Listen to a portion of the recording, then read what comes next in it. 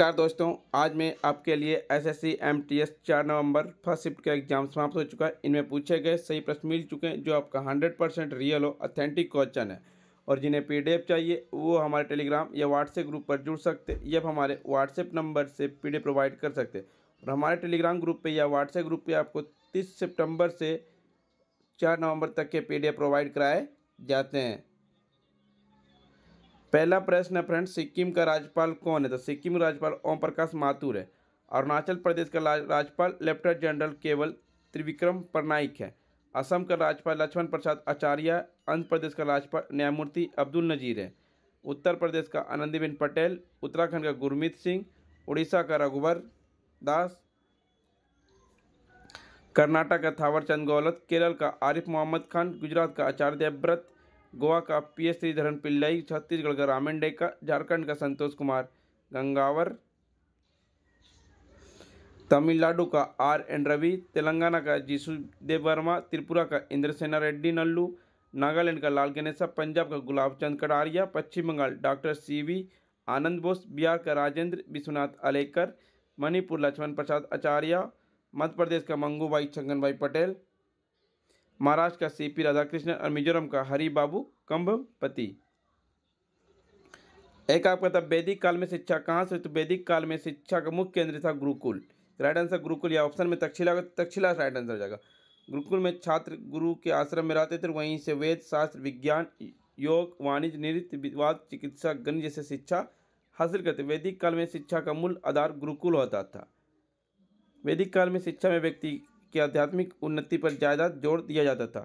वैदिक काल में शिक्षा में सामाजिकता, विनम्रता, भद्रता और सहनशीलता, सहकारिता जैसे गुणों पर ध्यान दिया जाता था। वैदिक काल में नारी शिक्षा पर विशेष बल दिया जाता था। वैदिक काल में पुत्री को भी उपनयन संस्कार होते थे। वैदिक काल में आज की व्यावसायिक शिक्षा को कर्म शिक्षा कहा जाता था।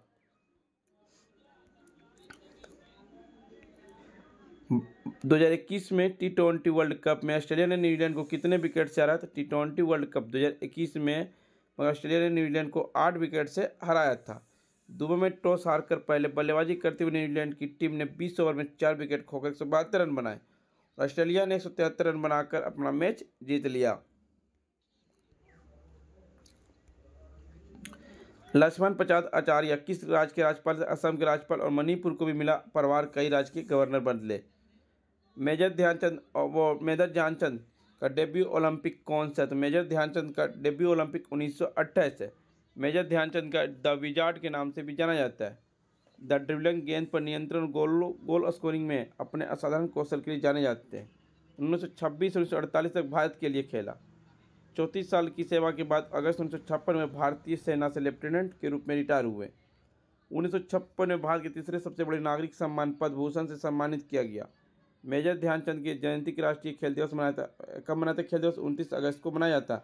इन्हीं के नाम पर मेजर ध्यानचंद अवार्ड भी दिया जाता है।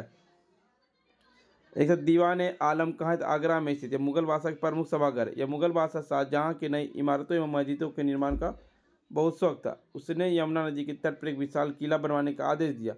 किले के अंदर दीवान खास एवं दीवान आम का निर्माण करवाया था।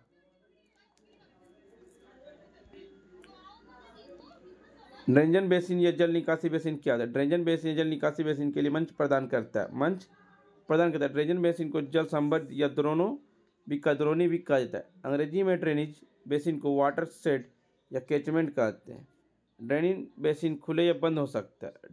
बंद ड्रेनेज बेसिन में पानी किसी सरोवर या सूखे सरोवर में जाकर रुकता है। पड़ोसी ड्रेनेज बेसिन अक्सर पहाड़ों, पर्वतों या धरती के अलग अलग ढालों के कारण एक दूसरे से अलग होते हैं।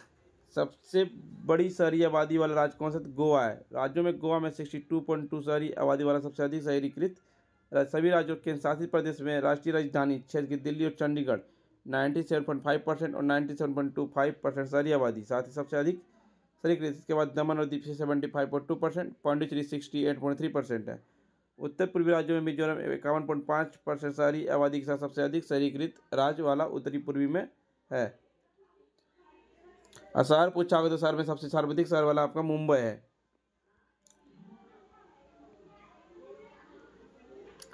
अनफिस्ट किस अभिनेत्री की आत्मकथा? अनफिस्ट आपका प्रियंका चोपड़ा जोन्स की आत्मकथा अनफिनिश स्मरण बॉलीवुड की अभिनेत्री प्रियंका चोपड़ा जोन्स द्वारा लिखा गया है। अपने पहले उपन्यास अनफिनिश्ड ए मेमोयर की विमोचना के साथ अभिनेत्री निर्माता प्रियंका चोपड़ा जोन्स आधिकारिक तौर पर एक लेखक बन गए। एंड रिजल्ट माइकल जोसेफ द्वारा प्रकाशित एक पुस्तक जिसमें एक अभिनेता और निर्माता के मूल रूप में उनके 20 साल का अंतर्राष्ट्रीय करियर और यूनिसेफ के लिए एक सद्भावना राजदूत के रूप में उनकी भूमिका शामिल की है। जानकी प्रसाद कत्थक किस घराने से संबंधित? ये बनारस घराने से संबंधित है। जानकी प्रसाद कत्थक के बनारस घराने से जुड़े हुए और जो अपने जटिल फुटवर्क और सुंदर चाल के लिए जाना जाता है। इस घराने की उत्पत्ति उत्तर प्रदेश के वाराणसी शहर में हुआ। इसकी विशेषता लयकारी लंबेदर नाटक तांडव मर्दाना और लाश स्त्रीलिंग तत्व पर जोर दे रहा है। बनारस घराना अपने जटिल फुटवर्क और सुंदर चाल के लिए जाना जाता है। मुख्यमंत्री सीखो कमाओ योजना किस राज्य की योजना? मध्य प्रदेश की। यह 22 अगस्त 2023 को मुख्यमंत्री शिवराज सिंह चौहान ने भोपाल के मुख्यमंत्री सीखो कमाओ योजना को शुरू किया। भोपाल के मध्य प्रदेश के मुख्यमंत्री अभी मोहन यादव है। इस योजना के तहत युवा को काम सिखाने के बदले 8,000 से 10,000 रुपये वजीफा दी जाएगा। काम सीखने के बाद अब वे अपना खुद का रोजगार शुरू कर सकते, साथ ही उद्यमी अस्थायी नौकरी भी मिलेगी। कुचिपुड़ी नृत्य शैली के लिए किस गुरु को वर्ष 1998 में पद्म भूषण मिला? तो गेरू विपत्ति चिन्ना सत्यम को मिला था। वर्ष 1998 में वर्ष 1998 में पद्म भूषण से सम्मानित किए गए थे।